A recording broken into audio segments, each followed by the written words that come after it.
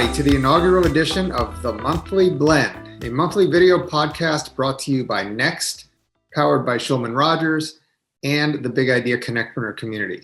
I'm Tien Wong, founder and host of the Big Idea Connectpreneur community, which is a global community of over 20,000 investors, founders, and business leaders around the world. I'm also CEO of Opus 8, which invests in fintech, health tech, and marketing technology companies through our Phoenix Fund. Opus 8 also helps companies and alternative investment managers raise money through our network of over 5,000 accredited private investors, angels, and family offices throughout the United States. Along with my co-host Anthony Millen, who's the founder and chair of Next, powered by Shulman Rogers, we are pleased to bring you this monthly video podcast, which will cover trends, information, interesting research and tidbits, as well as fascinating interviews with game changers and newsmakers here in the Washington, D.C. metropolitan region, also known as the DMV.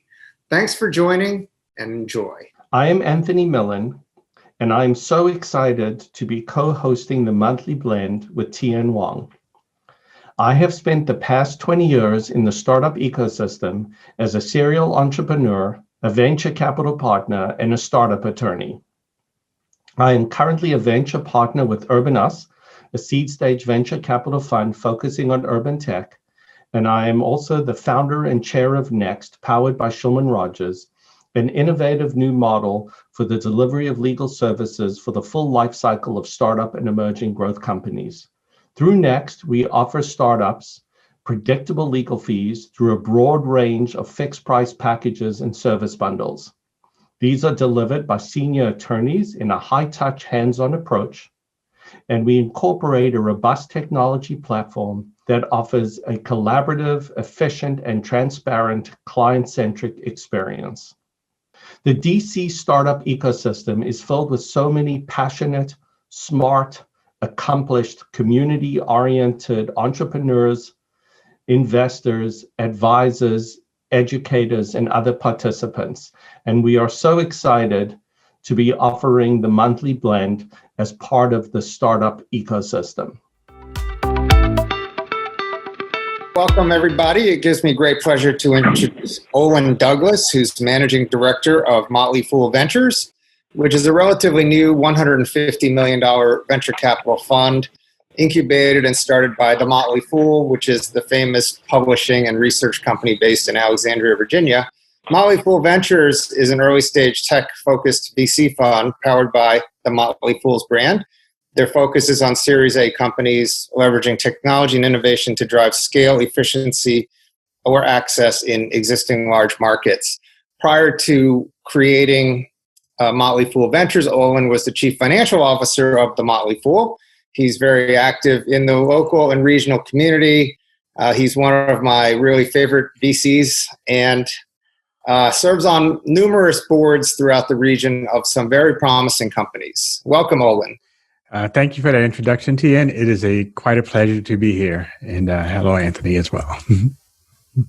Great. I'd like to welcome Anna Mason, who's a partner with the Rise of the Rest Seed Fund, which has been started and incubated by Revolution LLC, which is a Washington, D.C.-based national venture capital and growth equity firm.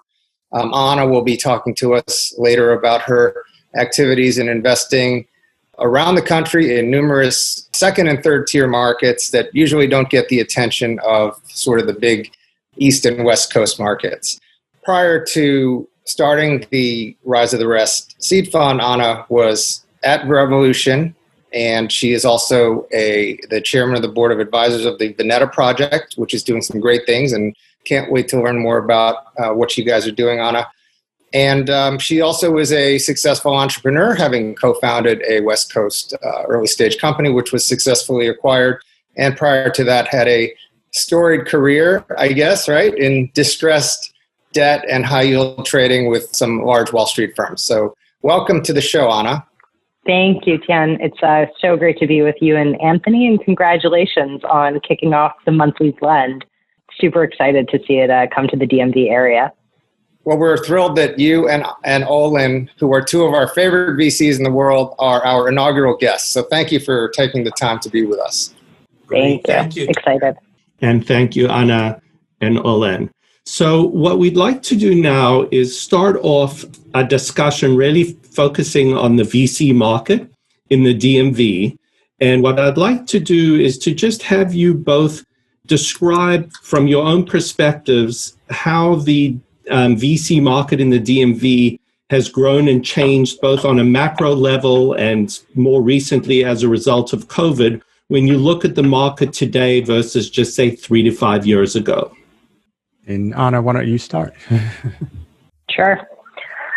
Well, I'll start with COVID, actually, as I think it's hard to have conversations these days that don't start with COVID, as we all find ourselves existing in like a state of suspended animation here in Zoomland, USA.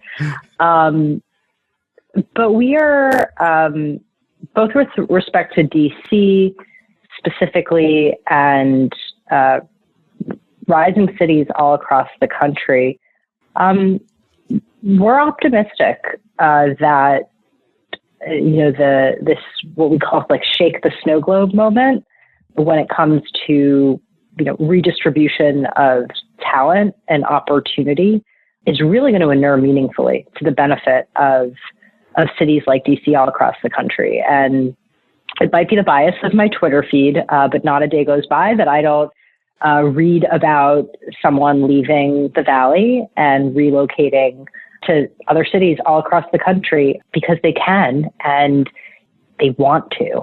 And so there's this great opportunity now for cities like DC, and it's really ours to lose in many respects, to reach out and bear hug and grab that talent. And it's, there in some ways I think might need to be a shift in mentality from the economic development authorities, mayor's office, and other, leaders in the city to think about economic development, not necessarily from a B2B standpoint and acquiring, trying to acquire and attract new businesses to move to the region, like DC did so successfully with Amazon and HQ2, but to instead actually start to think about this as a real B2C opportunity, D2C opportunity.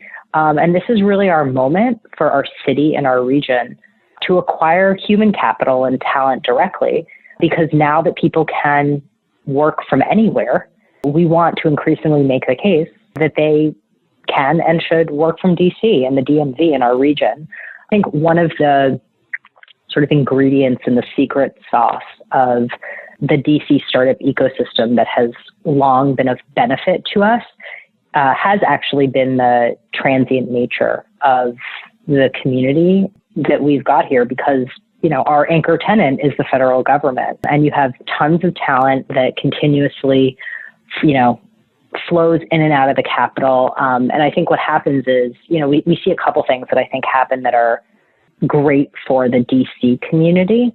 And we continue, I think, to see that. One is, people come in, want to work in the public sector, public service, serve the country, or, in some capacity. And then there are great opportunities on the other side of that when you cycle out and you go into the private sector. I think that has helped contribute to making DC a leading ecosystem for social innovation and tech entrepreneurship, for example. And I think we'll continue to see more of that. So now you've got that flywheel that continuously turns and will likely never stop. You've got the secondary and tertiary impacts and hopefully opportunities we'll see from Amazon's HQ2 located just across the river here. And then you'll have this shake the snow globe moment with COVID, where, we think we'll see their talent redistribution. And in a lot of ways, we'll see boomerang talent with folks who are have ties to DC, grew up here, went to school here, have their families here, who are looking to relocate here more permanently. Anecdotally, we're seeing that with some of our companies in the area who want to hire. We're seeing them attract talent on that front. We've recently added 4 new team members to our team at Rise the Rest.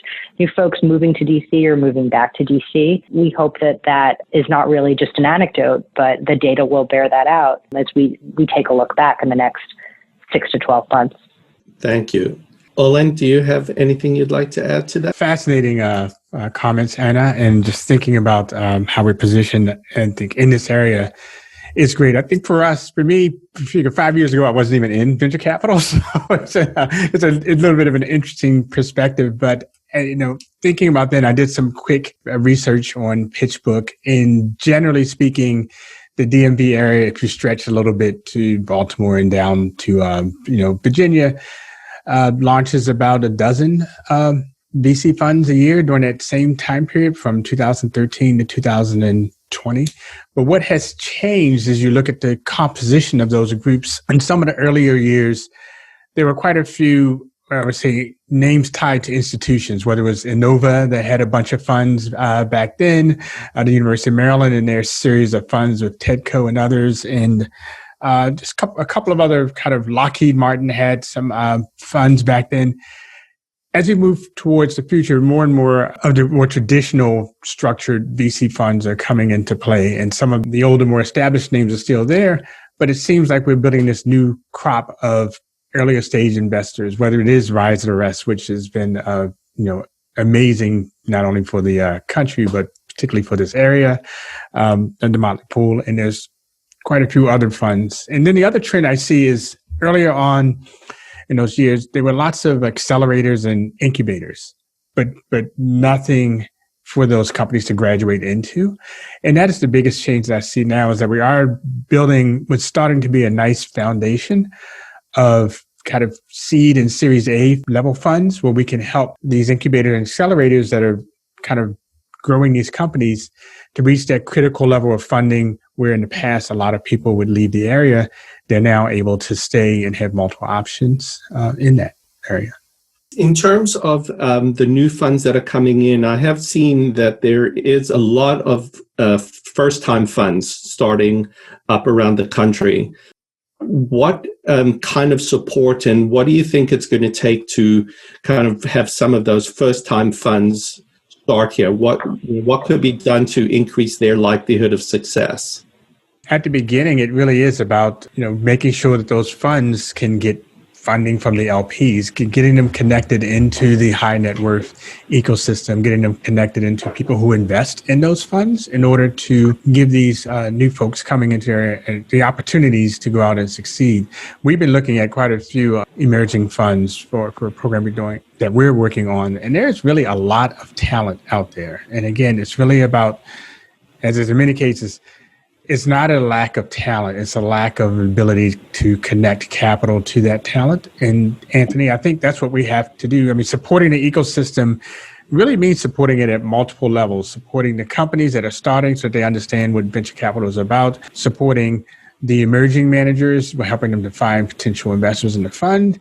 And then I would also say, one of the things I felt like we've really benefited from is there's really a collaborative nature in the area. A lot of times, I would say Rise of the Rest and Motley Pool Ventures are looking at the same kind of companies. I've never once felt competitive with them. In fact, I feel like they've done a great job of being welcoming and supportive and doing what they can to help us succeed. And I think we all have this mindset, is that together we have this unique opportunity to do something that's really big for the region. And if we can create a winning environment for the region, there's plenty of room for Rise of the Rest. There's plenty of room for Motley Pool Ventures and lots of other people at the table. So I like that we're building this big collaborative table for that will help all of us succeed. I think for us, it's about increasing the pie, right? It's not necessarily about whacking up the pie. And as many who are familiar with Rise of the Rest, even a little bit, probably know that we see opportunity first through the lens of geography. And we always harken back to the statistic that continues to be sobering when you think about the democratization of access to capital in the venture community, which is that 75% of venture capital continues to go to California, New York, and Massachusetts. And so when you think about the great opportunity of the continued emergence of, what we would call, regional microfunds that are coming into the market, that's great opportunity for all of our rising regions, including the DMV. And it's not about DC versus Baltimore versus Virginia. It's not about the Motley Fool versus Rise of the Rest. It's about all of us together as a connected network and as an ecosystem. Because right now, a lot of the reality that's sobering is a lot of the cities are, competing for a relatively small part of the venture pie. There's over $100 billion that gets invested into venture every year. So with Rise of the Rest, we've long taken the approach, we call it catalytic co-investment capital. So that's an alliterative mouthful, but it's a fancy way of saying we don't throw sharp elbows. We like to be friendly and helpful investors and good partners, not only to our companies, but to our co-investors, because it's all about strengthening the regions where we invest more broadly, which is why I think we have long taken the approach of kind of getting in the weeds with our portfolio companies and the investments we make, but also having the opportunity to take a step back and take that view from 10,000 or that view from 30,000 and take a broader holistic look at the ecosystem and all the players in there, because these companies in DC or otherwise can't succeed in a vacuum. You need strong ecosystems and collaborative partners and investors to help everyone rise. In terms of the ecosystem, when you look at the different strengths and weaknesses, each region has certain strengths and certain challenges. What would you say are kind of, and you have the perspective of seeing things across the country, what are the things that really stand out as our regional strengths? I know you mentioned the federal government as an anchor tenant, which is, is clearly their strength. What are some of the areas that stand out for you and what that we should continue to really drive forward? And what are some of the areas that we're more challenged in that you'd like to see strengthened in some way?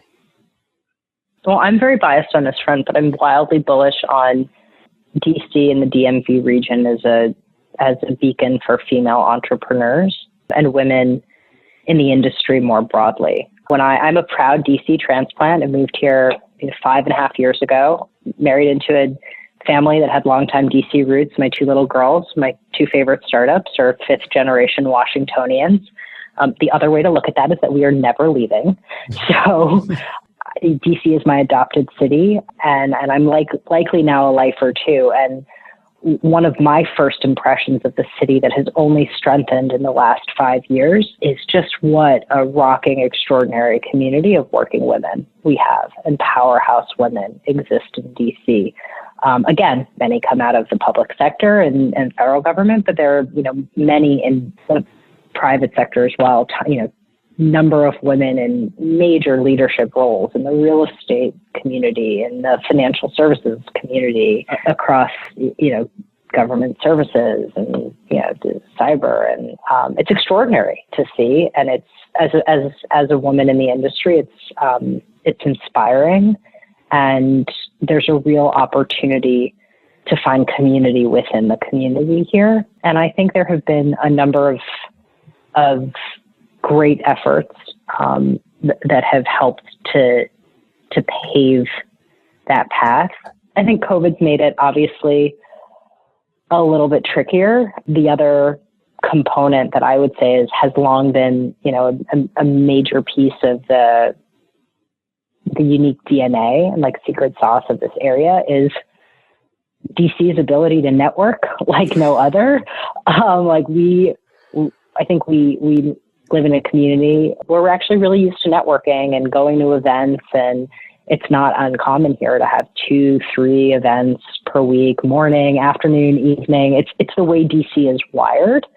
And I think it's really helpful to the startup community, to the venture community. And obviously that's just been so hard these last 6+ months when we haven't been able to convene in person.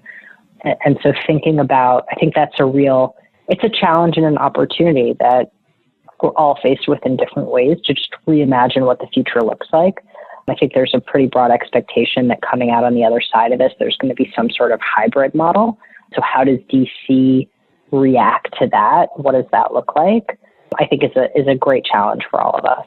But those are 2 things I would point to in terms of what really makes DC special and the DMV special.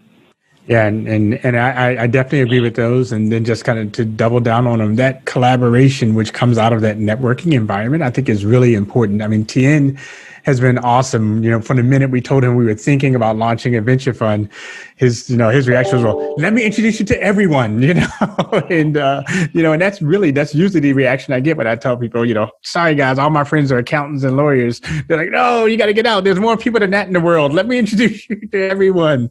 And I think that idea, when I hear you, Anna, and I know this already, but on the board of Veneta Project, I'm on the advisor to Conscious Venture Lab. I think it's very common for us in the VC community to be making those direct ties with the groups that are kind of feeding the ecosystem. And I think that's one of our strengths, is this collective idea that I think that we all have, that we want this region to succeed. It's been rare that I've run into someone that was really just focused on growing their firm without context of how it's going to affect their region. And I think that's a really big strength of ours. And again, just expanding a little bit on what you said, the multicultural environment, again, in DC, that's not unusual for us. It's actually more unusual to walk into an environment where it's not kind of, you don't have that broad representation. So I think that there's still opportunities for us as the capital allocators to ensure that capital is getting distributed broadly. But I think the pieces are in place for us to really stand out and be a model for other places in the country. And, Olin, I want to pick up on one last thing you said, to actually, I'll spend a little bit of time just reflecting on where we are at from the broader life cycle of our ecosystem as it continues to mature. I was so proud and grateful to be a core part of the initial founding and growth of the Veneta Project here in DC. But I'm actually no longer on the board there due to my growing work commitments with the Rise of the Rest, as we've gone from 0 to 300 million under management in the last couple of years. And, two little startups at home, I had to transition on my end. And the Veneta Project is now chaired by Natalie Buford Young, who's also a longtime champion. And actually even earlier, she was involved even earlier than I was, back in the OG days of the Veneta Project. And, there's tremendous new local leadership in place, from the directorship standpoint. And I think that smooth transition, and to continue to see that organization grow and thrive and bring new members into the community, is a testament to the strength and stage and cycle of the DC community. Because in so many ecosystems and startup communities all across the country, this question of succession planning is actually a big one, because you have a lot of organizations that start and evolve and end up actually getting centered around just a handful of people. And so when you have an organization, and Veneta is one of many in DC that I think speaks to this point, where the organization stands alone, and the brand that I think has been built and established and resonates with different people in the community continues to pull people in as leadership turns, as management turns, is a really tricky component of the ESO, or entrepreneurial support organization universe, all across the country. There have actually been organizations that have formed to try to figure out how to solve for organizational succession planning with these startup organizations all across the country. So it's, my hat tip to Veneta and that whole leadership team and all the extraordinary things that they continue to do. But it's also a great flag for the organizations across DC and just how we think about what's next and what are some of the challenges. Thinking through succession planning and ESOs is no small task, and is important to the continuity and the growth in the fabric of a community. Like every few years, I find new people come into the community and they're like, oh, what do you think? It's like, a common refrain that I hear in DC and in other communities is, well, everyone's so disconnected and we don't know what's going on and what's happening. And when you peel back the layers, you often find that that's actually not entirely true. It's just new perspectives coming into the market who might not have been given that prior access and context. And so you sort of have this like recycling of a similar conversation every 18 to 24 months, and having continuity across organizations as individual people turnover, I think plays a not insignificant role in closing that gap and just kind of squashing that feedback. I think I agree that you have to kind of puncture the surface a little bit to see the connections. So again, I think we're all environments. I mean, we're all products of the environment we live in.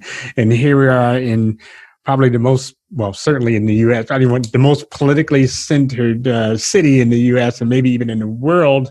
But still, we kind of don't talk about politics on the surface, although you don't have to dig deep to get into it. But I think in some ways, the network works the same way. It's it may not be apparent if you're just kind of driving by, but once you talk to someone, like, for example, you mentioned Natalie Buford, and I've met her before. I'm a huge fan of Natalie, but one or two questions and you have that connection, but without it, you might not even know these things are kind of going on. So I think that's an opportunity for us, but it's not a huge challenge to overcome. Is just bringing that network just one more step towards the surface. So it's visible to outsiders and insiders.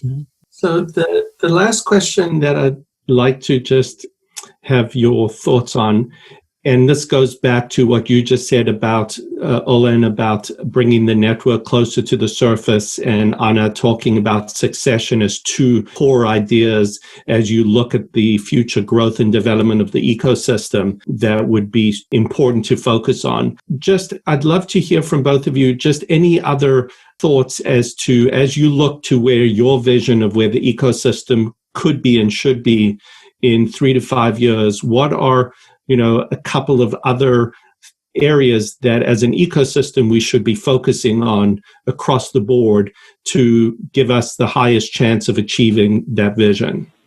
I would say in addition to this idea of elevating the ecosystem a little bit closer to the surface, I do think that a healthy venture capital environment goes well for a healthy business environment. And in addition to strengthening connections between the venture groups, making sure that we're helping companies to understand what it means to be a venture-backed company. And also, I think it would be outstanding if we can explore other capital raising models besides venture capital, so that the entrepreneurs that are out there still have opportunities to participate in the capital markets. If you think about some of the statistics, I think if it's correct, there are about 30 million small businesses in the U.S. and roughly 60 million people working in small businesses. And so that's pretty straightforward math. Your average company has 2 people, right?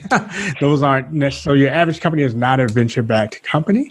That said, those small businesses are the backbone of our economy, and they are the customers and suppliers and partners oftentimes to this venture ecosystem. So finding ways to make sure that the companies that aren't ready for venture funding still have access to capital to grow. This is all part of creating that solid and strong foundation that allows venture capital to find that 1 in 100 that thrives and moves to that next level, and that really can have a big impact on the ecosystem by itself. So it's all together again.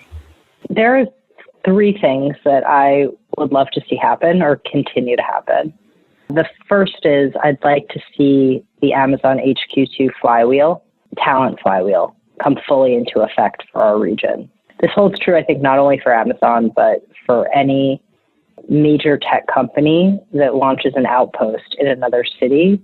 My strong view is that while in the near term, it might breed some additional competition, and there might be some concern in the local startup community, it's actually going to pull talent, create more competition. And I think over the long term, what ends up happening is it actually de-risks the opportunity in the broader startup market, because then you might have more talent who's either coming in to, come work at Amazon, but maybe you don't, work for the big companies forever and you spin out, or you join a startup, or you come to work for a startup and you're more inclined to take that job and take that risk, because knowing that there are other major tech companies and backstops in the community de-risks the overall opportunity. Hey, if this startup doesn't work out, there are other tech jobs that I can find in this ecosystem. So number 1 is the talent flywheel, and starting to see the reverberations of that benefit our community.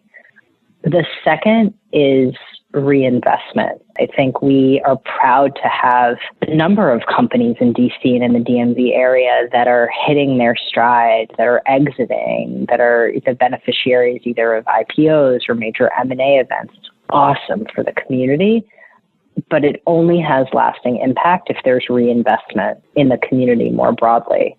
I work at a firm that, was, founded by, co-founder and CEO of AOL, Steve Case, which was built in our backyard 35 plus years ago. And, the commitment that Revolution and Rise of the Rest have to reinvest into future generations of startups, not only in our backyard where, Rise of the Rest, we have more than 12.5 companies in our portfolio that are in the DMV area. 4 of our new investments in 2020, 2 are into Baltimore, 2 are into DC. You have to continue to have that reinvestment. And so as we continue to see companies exit in our community, I'd love to see more of those founders pay it forward and give back, whether it's with their time, their investment capital, perhaps starting, new organizations. We see great examples of that also happening in places like Indianapolis and Denver and Salt Lake City. And I think DC needs more of that.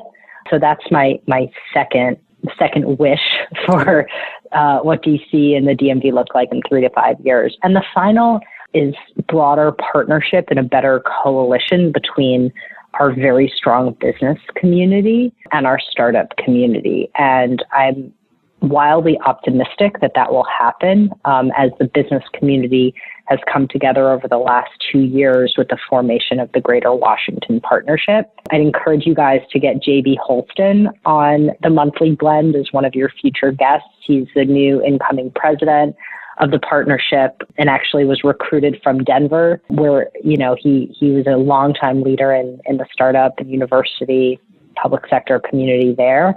There's wild opportunity now that community is better organized. They're doing some very forward-thinking work in terms of connecting our university systems to businesses and upskilling and creating credentialing that will help to fill a big skills gap in our ecosystem. But there's a ton that we can also do with forging partnerships and collaborations between the business and startup community. And I'm optimistic that we'll see more of that in the coming years. Mm-hmm. Great. Thank you so much. That sets out a great pathway for people to follow. I'd like to now hand this over to Tien. Great. Thank you, Anthony. And thank you guys for tuning in. We're here with Olin Douglas, who's Managing Director of Motley Fool Ventures, and Anna Mason, who is a partner at Revolution's Rise of the Rest Fund. And in this segment, we will talk a little bit about diversity and inclusion in the venture capital industry. And I'd like to ask the two of you about this. So an exciting development these past several months is that we're seeing more awareness around diversity and inclusion, which we talked about earlier as being hallmarks of the Washington, D.C. sort of economy. With respect to the VC community, both nationally and regionally, what are your thoughts around this, and how are your respective firms specifically addressing this important trend? And then I have a sub-question after that, which is, are your funds specifically allocating to underserved markets, minorities, women, and immigrants? And assuming yes, how has this been received by your limited partners? And do they have any potential concerns, whether it's difficulty in finding good deals or that they don't necessarily believe that these segments can deliver outsized returns and alpha, et cetera? So I know it's a long-winded question, but Anna, why don't you lead us off on that? Sure. Thanks, Tien. Such an important topic. And look, the data is really sobering, and it has been for a long time. We talk a lot about geography with Rise of the Rest, but the statistics beyond that are that less than 10% of venture capital goes to women, far less than 1% goes to Black founders, and so core to the Rise of the Rest, not only ethos and mission statement, but investment thesis, is that there's tremendous opportunity when you partner with entrepreneurs who've been overlooked and underestimated, and by extension, we think undervalued. And I think you see that play out in our portfolio. We're invested in a little over 150 companies right now across 70 cities. So we invest everywhere except for the Valley, New York, and Boston. But while we haven't been, I think, to date as visible and explicit in all the different ways that we think about diversity in investing beyond geography, I think the hard work we've put in behind the scenes is evident in our numbers. 42% of our portfolio is invested into companies led by women or founders of color. 10% of our portfolio is invested specifically into Black founders within that subset of founders of color. And when the benchmark in the industry is so abysmal, you don't necessarily want to benchmark yourself to the industry. You want to benchmark yourself, I think, to your own standards and your ethos of your fund. It's one of the reasons why we launched some new programming actually with Rise the Rest that we just announced a couple weeks ago. Given everything that's happened with COVID and the great pause of all in-person events, we actually had to postpone our 9th bus tour, our Rise the Rest road trips, which we've been doing since 2014, that are typically 5-city, 5-day road trips where we engage 3,000 to 4,000 people, and we really examine and explore entrepreneurial ecosystems and both opportunity and challenges. And we decided to actually take a tour virtual for the first time. So it'll be a grand experiment happening December 1st through December 3rd of this year. But this tour is actually focused explicitly on investing in Black founders and driving conversation around opportunities and obstacles across ecosystem development, infrastructure growth, entrepreneurial support organizations, HBCUs, and pipeline opportunities, and will culminate in our largest pitch competition we've ever done. All of our pitch competitions typically end with $100,000 investments coming out of our fund into these portfolio companies. This is a $2 million pitch competition where Rise the Rest will be investing $500,000 into the winning company and $250,000 into each of the 2 follow-on companies. We're joined with our co-investment partner, Morgan Stanley's Multicultural Innovation Lab, who will be co-investing alongside us, matching our investment dollar for dollar. Two things I would say on this front. One is that we've been doing pitch competitions for a long time, so to a certain extent, this is our lane. But this issue is so critically important, as I think seems like there's finally more of a reckoning around racial diversity, equity, and inclusion across both sides of the table in venture, from an investor and a founder standpoint. And we didn't want this to sort of be a diversity theater sort of shot across the bow. And so thinking about what we could do to intentionally try to index against that was saying, these are actually like normal course of business investments for us. Rise of the Rest, normal course writes $250,000 to $500,000 first checks. So this is the same dollar amount that typically goes into any of our other investments, but we want to leverage the other side of the work that we do and our platform and our ability to connect and convene and drive more attention and ultimately try to drive more access and context for these founders. And one of the ways we're doing that is also by inviting venture funds from all across the country. We're up to about 80 VCs who've, including Motley, who's joining in with us in this effort to take senior level partner meetings with a lot of the startups who end up coming through. So we want to drive more access across the community with this issue. So critically important, and glad that you asked about it, and glad that I think we're all focused on thinking through ways the industry can do better. I'm really amazed by the fact that you're not just deploying capital in these other cities. You're bringing the whole community together. You're bringing service organizations. You're bringing other investors. You're bringing your co-investors and basically you're bringing the whole show to the city as opposed to just going to a city and investing in a particular company and then leaving. You're actually you're building an ecosystem in each city, which is really fascinating. Olin, what about the Motley Fool Ventures? What are you guys, how are you addressing this issue? So I think, no surprise, kind of diversity and inclusion is something that's near and dear to my heart. When we structured our fund, Tien, we did not have an explicit diversity mandate. That didn't come up as something that we wanted to do. But what we do have is what we call our North Star, which comes from David Gardner, one of the co-founders of the Motley Fool. And it's a longer quote, but the first sentence is, make your portfolio reflect your best vision for our future. And so when you think about that, I start to think about, you play a little internal game. You say okay, let's pretend we're actually going to be good at what we do, Tien. We're actually going to be, and we're actually going to have an impact on the world. And the question then becomes, instead of sitting back in, 10 years, 15 years from now, looking at the companies you've invested in and say, oh my God, what did I fund? What did I create? Why don't we ask that question of ourselves up front so that we don't get in that situation, and think about the companies that we're investing in and the world that we're helping to create by investing in those.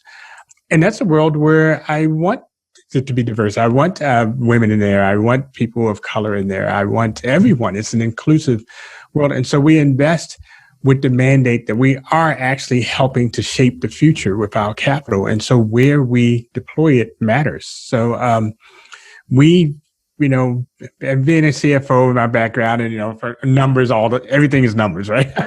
And so we look at our diversity metrics. We look at female founders. It's roughly 40% of our companies have female founders. 40% of the dollars that we've invested have gone to female founders. People of color, there's a little less than 35%. Half of the founders are from underrepresented groups. We look at it in total, and some of these are overlapping. 78% of the companies we invest in have diverse leadership teams. And so we think about this. We're going, and all the statistics that you hear, and our sample size is still small, but all of these subgroups are overperforming the non-diverse groups. And so this for us, it's something that feels right socially, to be honest, but it's also something that economically it makes sense. And we've talked about our entrepreneurs. We look at our numbers, and we talk to our LPs and often, and they've been very supportive of us and the Motley Fool and what we're trying to do. I think that for me, the idea of inclusion is important, and that we don't want to be exclusive of everyone. We think that it is important for some firms and their missions to focus on specific groups because that intention is needed. But with our fund and with the size and the stage that we are in, we thought that we could have just as big of an effect being inclusive as specialized. And what Rise of the Rest is perfect example. They're doing a great job of seeing the entire country. We've kind of split the world into three parts. It's the DMV, Silicon Valley, New York, and Boston, and the rest of the world. And our goal is kind of 1/3 of each. And we're probably a little short in the rest of the world and a little overrepresented in our hometown, which if we're going to be off somewhere, I think that's okay. And we invest that way. And I think what we're doing to address it, as we looked at our numbers, we only had about roughly 8% of our founders were Black and brown, and that's 30% of the population. And the way that we looked at that is that we're missing opportunities out there. There are great ideas, there are great founders out there that we are missing. So we have a large network, and we could have chosen to just kind of double down inside of our network to find those great entrepreneurs. But sometimes I'm worried about the silos and us duplicating a lot of efforts.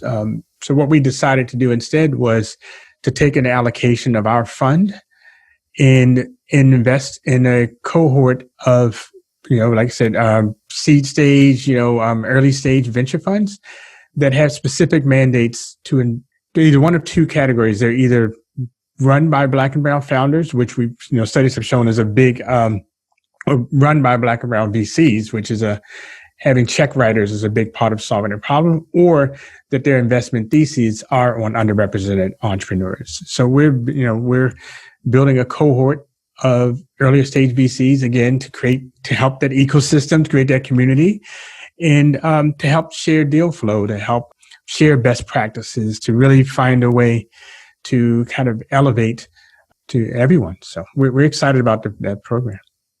Well, congratulations on all you're doing. I think both Rise of the Rest and Motley Fool are certainly bellwethers in the industry in terms of leading the way with respect to inclusion and diversity. And congratulations to both of you. My question has to do with sustainability of the emphasis on this importance. And I know one way to sustain is if you have the numbers, as you said, Olin, and it's demonstrated that these companies that are founded by Black and brown or women founders are outperforming non-diverse leadership team companies, then that's obviously going to attract capital. But what other ideas might you have in terms of making this more than just a trend or a fad and making it a sustainable and incorporated part of, as David Gardner says, and I'm a huge fan of David, but, making your investment portfolio sort of reflective of your overall vision of the world. How do we do that and influence other investors and capital allocators? Because I do agree with you. A lot of it starts with the money, right? You have capital that's willing to allocate, like the two of you, to these underserved sectors, then that helps a tremendous amount. And I'll say something a little bit controversial, Tien. Just on that, the truth of the matter is, and this is from a finance background, I'll admit, but it's really a follow the money question. I mean, there are great people like Anna in Rise of the Rest and others who have taken this to heart and are trying to make a difference. But if LPs said that my money is only going to VCs who invest in diverse founders, this would be fixed by lunchtime.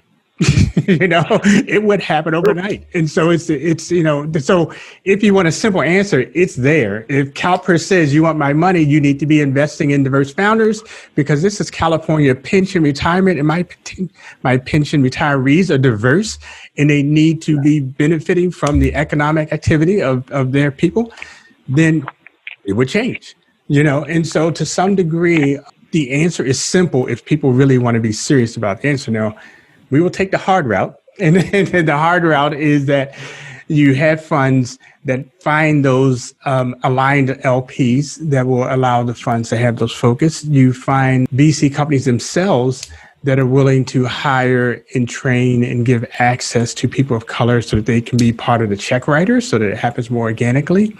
And ultimately, you have performance. I mean, that's the other big driver. I mean, one is the people who control the money telling you to do it, then you just do it. The second thing is when we have more successes, people tend to follow trends, and then that will make it as well. But right now, what's open to us is the hard, long way, which is just making sure that we're creating diverse groups of check writers, or check writers who are open and fans of diversity and inclusion. So I think that's the answer to sustainable. That's great. Really thank you so much. I love the answers. I think that makes a lot of sense. I like to follow.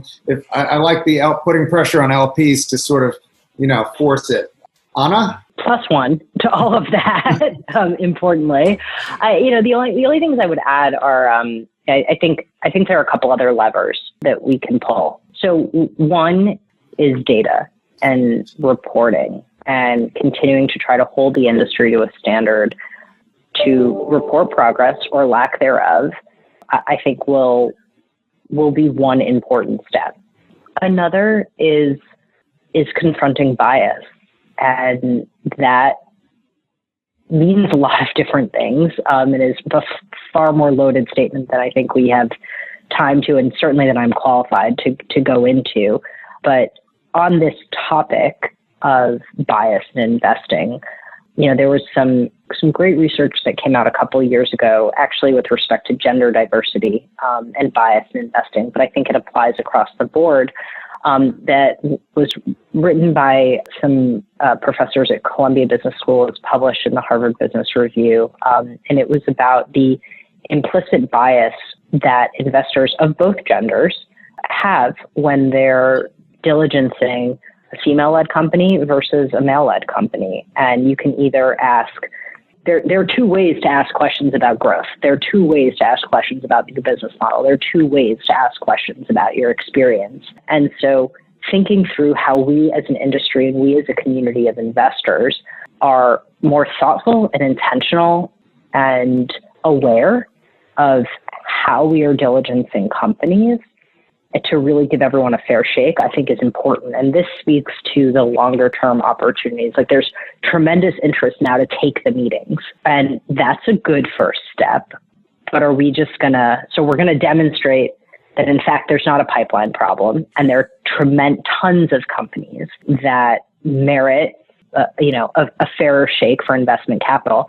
But are those companies going to get stuck at the top of the pipeline because it's so many one and done meetings? How many are going to come through the funnel, and what is that longer term commitment going to look like? And I think a big part of that is just thinking about how we ask the questions, what we consider to be credible, and if there's a double standard.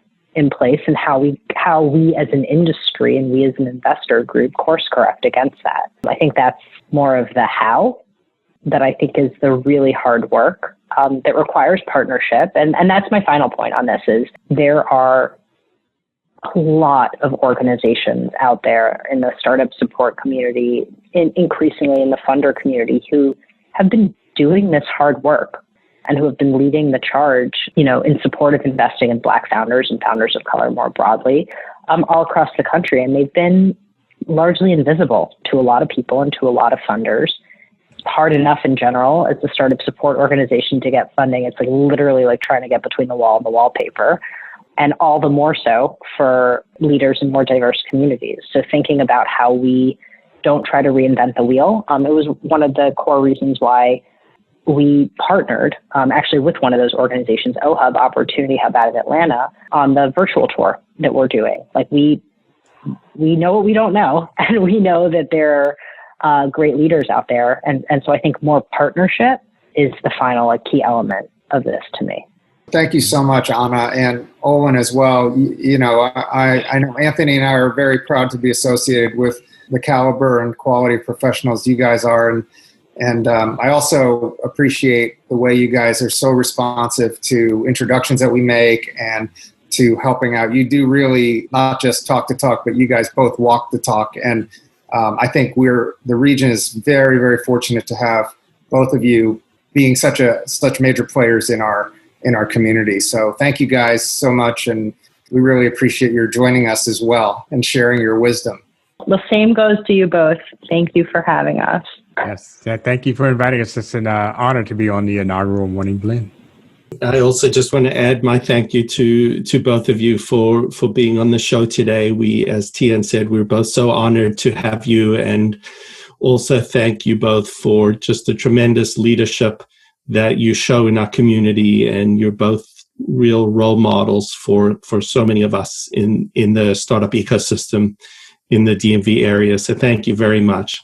Absolutely. This was great. You guys are phenomenal. Thank you again. Thank you, guys. This was awesome. Let us know when it comes out what we can do to help and support. And cool to see this partnership coming together at your end. So it's awesome. Yes. Thanks so much.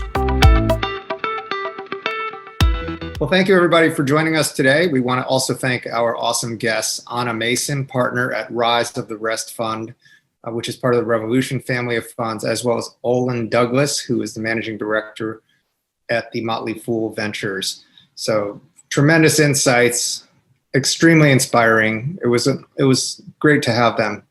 Also, please tune in for our November video podcast. We will be featuring two titans of the region, Troy Stovall, who's the new CEO of TEDCO, which is the Maryland Technology Development Corp., as well as the CEO of the Commonwealth of Virginia's Center for Innovative Technology, Bob Stoll. Looking forward to having those two gentlemen on. They are both covering big swaths of the region and as investors and also as incubators of great technology.